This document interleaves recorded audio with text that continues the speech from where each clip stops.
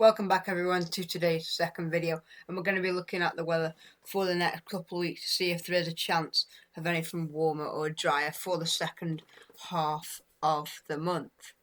This is now looking quite likely, so we're going to have a look at all the different models to see if they are still agreeing on this and if there's a high chance of that it will happen. So without further ado, let's get straight into this. Okay, just before we start, I wanted to say thank you everyone for 420 subscribers, and we are closing in on 80,000 channel views, so thanks everyone for that. Now let's get straight into this. So, current situation, we've got a blocking area high pressure. High pressure usually, if you didn't already know, usually drier conditions, more settled, and the low pressure, which is the green and blues, usually brings more wet, windy and unsettled kinds of weather. So the current situation, high pressure blocking over Greenland, low pressure sitting over Scandinavia, and we're dragging in a northeasterly to northerly wind direction, and it feels quite cold out there today. You might need some coats on, and it is quite wet at the moment as well. Showers everywhere, so it's not the best of days today. So let's run through this. As we go through the week, we start to see high pressure starting to strengthen, but we're still quite cool with the wind wrapping around that area of high pressure, so it's not really very warm. But then, as we go into next weekend, we see high pressure starting to build very strongly to the south and to the southwest, and this starts driving in quite mild westerly winds, which are going to be bringing in drier conditions and warmer conditions. As we go through into next week, week after next week, we see this high pressure really strengthens over the country. We go very dry, and we start dragging the wind up from a proper southwesterly, southerly direction, and that would be very, very hot, I would suspect. If you look at the upper air temperatures, they are very, very hot just there, as you can see, with them pinks starting to move towards the country there. And that will be very hot. That'll be definitely the hottest we've had it this year so far. Okay, now let's have a look at the GEM to see if that is agreeing. Okay, so start off the same with the GEM, and as we run through, we see high pressure builds once again, and we start to drag the wind in from a little bit of a milder direction, but it's still off the Atlantic, really, not really much heat with that. As we go through though into next weekend, once again high pressure strengthening over Scandinavia and to our southwest, and that starts dragging the winds up from a southerly direction, and it'll be turning warmer and drier as well, so that looks quite promising as well. And as we go out into the end of the GEM run, the high pressure to the west strengthens even more, and we get that winds from a very nice and mild and dry westerly direction. So that GEM agreed that we are going to go quite warm as well from that. Okay, now let's have a look at the ECMWF. Okay, so once again we'll start off the same. As we go through a little bit of low pressure there, as we go into tomorrow weekend, that looks very nice. So we get high pressure once again building a little bit closer to the country there. And we get the winds dragging in from the southwesterly direction. That looks very nice once again. So we run through up to the end, we start to get them really into the south, and the upper air temperatures, let's have a look, will probably be very warm. Oh yes, look at that. It's very nice once again. Then pink temperatures all the way down there, just starting to plume up towards Spain and Portugal and start to affect us as well. So looking quite nice there, and the temperatures are improving, as you can see.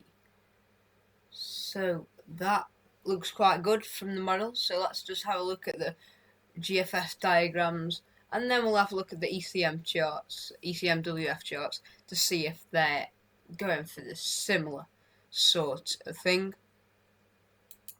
Okay, so here are the GFS charts for London for the next couple of weeks. So at the moment, temperatures are below average, as you can see, and the precipitation is a little bit up and down with a lot of precipitation really in the forecast for London.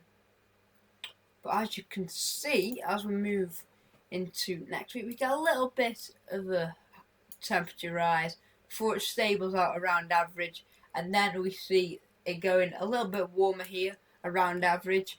But there's some models up here, like we have been looking at, that are going for very warm and even heat wave summer conditions. So that's quite nice. Let's have a look at the 2 meter temperatures. So 2 meter temperatures looking like this. So if we just have a look at the sort of middle areas, 2 meter temperatures up here by some of the members getting around nearly up to 30 degrees. As you can see, averaging around 20, obviously increasing. So that looks a lot more promising from the stats and diagrams and forecasts today. Okay, let's have a look at some of the ECMWF charts then. Okay, so these are all the 500 HBA heights, weekly anomalies from the ECMWF. And this is for week 1. This is the 8th, Monday the 8th of July to Monday the 15th. We've got low pressure out in the Atlantic, and we're quite unsettled and cool from the west. So obviously not much signs of anything in that week. As we go into second week though, once again what we've been seeing with the other models, high pressure over Scandinavia, high pressure to our southwest, and we'll be dragging the wind in from a nice southwesterly direction. And that'll be turning warmer as well. Let's show you I'll show you the next couple of weeks, and then we'll show you the precipitation and temperatures based on that. Once again for week 3, 22nd to 29th of July, we've got the high pressure over the country, probably southwesterly and very dry once again and warm. Week 4 looks similar again with the winds in from the southwest.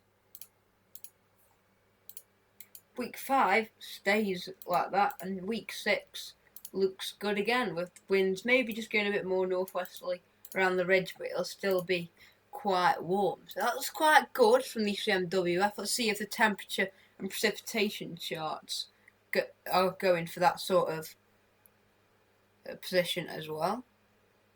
Okay, so here are the precipitation charts for week 1. So once again, it's looking wetter than average for most of the UK. Scotland may be a little bit drier though, up there in Northern Ireland, but most of the country is wetter than average. When we go to week 2 though, which is the 15th to 22nd of July, you can see the temperatures, the precipitation drastically decreases when we go drier. We'll go to next week now. Week 3 looks drier again. Week 4 drier, week 5 drier, and week 6 looking drier. So it all looks quite good. For some of it looks quite good from these models today. If you're looking for a warmer, hotter, drier, nice sort of summer feeling for the second part of the month into August, it's looking possible at the moment. Don't take it too seriously because this can all change, but it's looking promising at the moment. So let's show you the temperatures, all importantly. Okay, now look at this. Temperatures for week 1 are drastically below average, as you can see. We go to week 2 though, and they just start to go a little bit warmer than average, as you can see there. Week 3, we go quite warmer than average now over the UK as that high pressure and winds change direction. Week 4 looks quite warm, week 5 even warmer, and week 6 getting quite hot there.